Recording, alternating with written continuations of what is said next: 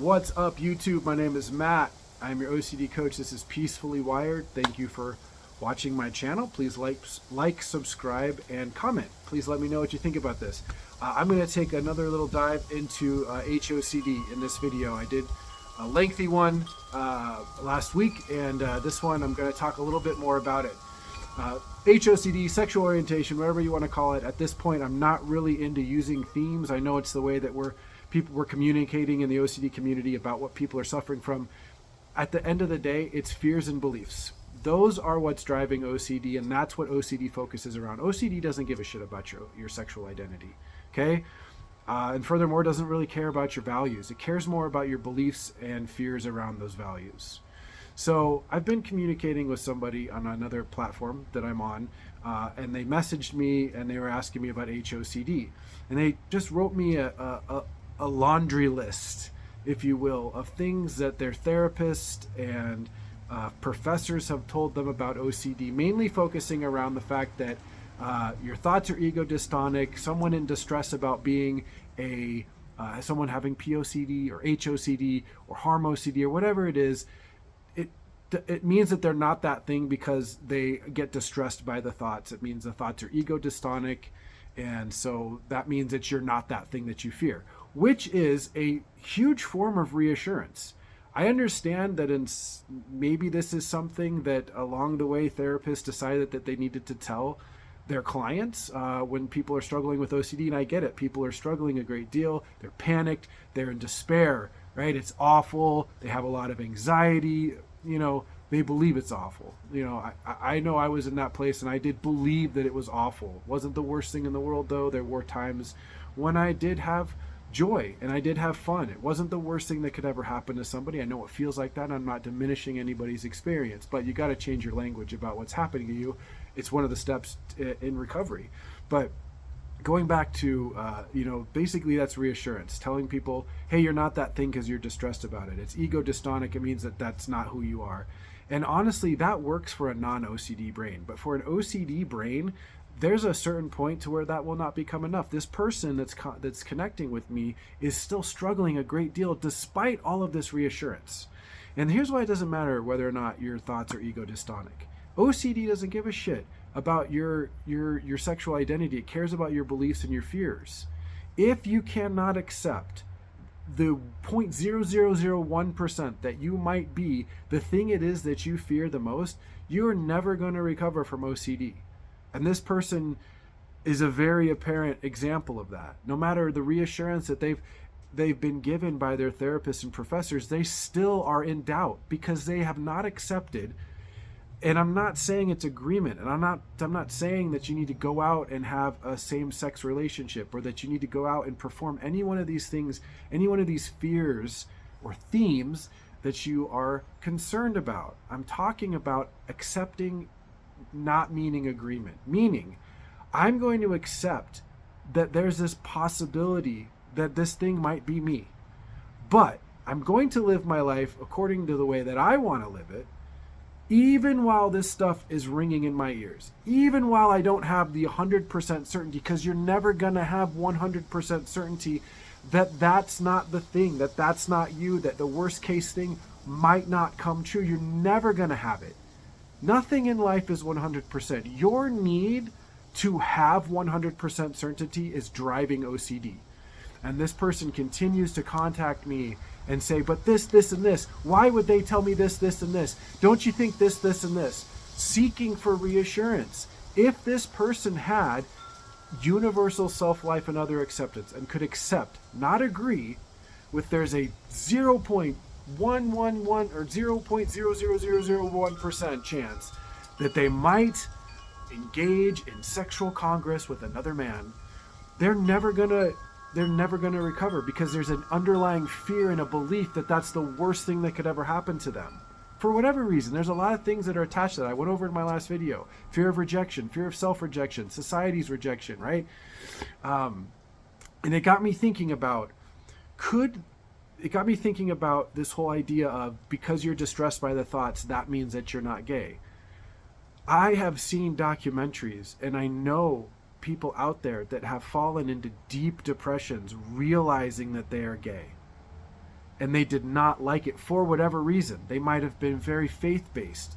They might have like social anxiety about it because of the way society views it. Now thank you, thank God, thank the universe, whoever you pray to, that it's becoming more and more accepted to where more and more people can feel comfortable living the life that they believe they are supposed to live. But I know that there are people out there that have conflicts, still have conflicts. They're homosexual. Maybe they're leading that lifestyle, but they still kind of loathe themselves and don't accept themselves for a lot of different reasons, right? Maybe their family doesn't accept them, and because of that, they have a hard time accepting themselves. Maybe they have anything that you see, anything that's out there. You could still see people out there that are very homophobic, that are very against gay, trans, all the alphabet. I'm sorry to say it like that, but all of those letters. People are very afraid of that stuff still, very against it. So you do have people that have a conflict with what their own sexual identity is. And so yes, you could be distressed about it and be gay. And if you're someone that is gay and has OCD and has fears around being gay, why would it not be out of the realm of possibility that that could be something? I'm not saying this to trigger anybody. I'm saying this so that I can help you understand what acceptance is. Acceptance does not mean agreement. It does not equal agreement. But the only way any of you out there are going to gain freedom from OCD, if you do not know this concept already, is to change your beliefs around what your core fear, worst scenario is, and learn to accept if that thing was to ever happen for whatever reason, you could still accept yourself, even if no one else could accept you. You could accept yourself. Your acceptance does not hinge on what society thinks of you. Your acceptance is deep inside of you. I could accept this thing. I don't want this thing. I don't agree with it. But if this thing happened to me, if I was this thing that I don't want to be, I could still accept myself. If you can't get to that point, you're not going to recover. You're going to be using things like this gentleman is using to try to convince me to give him reassurance that he's not gay. I'm not going to do that. As much as I know that person is probably struggling, the best thing I could do for them is not give them certainty. I'm not here to do that. My coach didn't do it for me. His coach didn't do it for him. I have gotten certainty along the way and reassurance. And it's just not the best thing for someone that's struggling with OCD. So, again, it's not about what your sexual identity is. It's not about harming people. It's not about, having POCD. It's not about having, it's not about your relationship specifically. It's your beliefs and fears around those things that are being attacked. And if you learn how to be flexible with your beliefs and gain a really deep level of acceptance, then you can actually recover from OCD.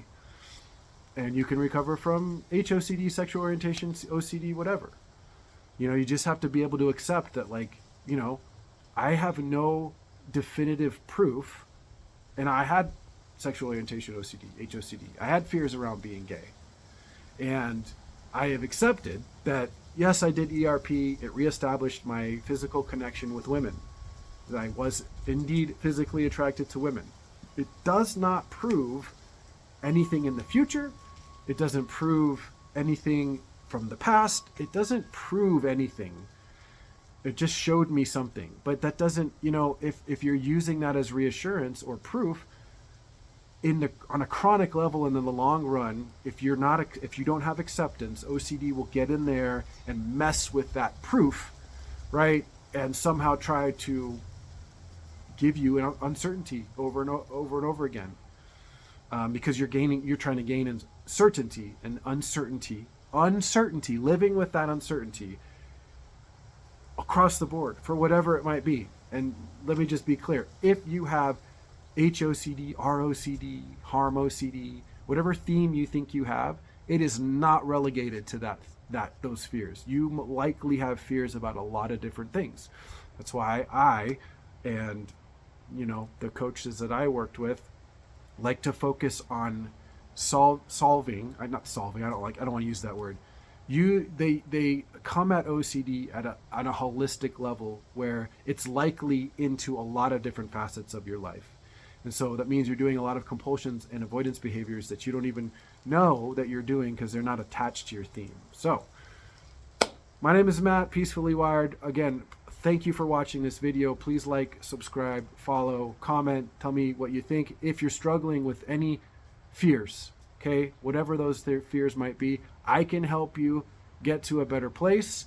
I can help you live a life that's symptom-free, where you're not managing your symptoms by doing all the reassurance stuff that's out there for OCD. All right, so bye for now, and we'll see you next video.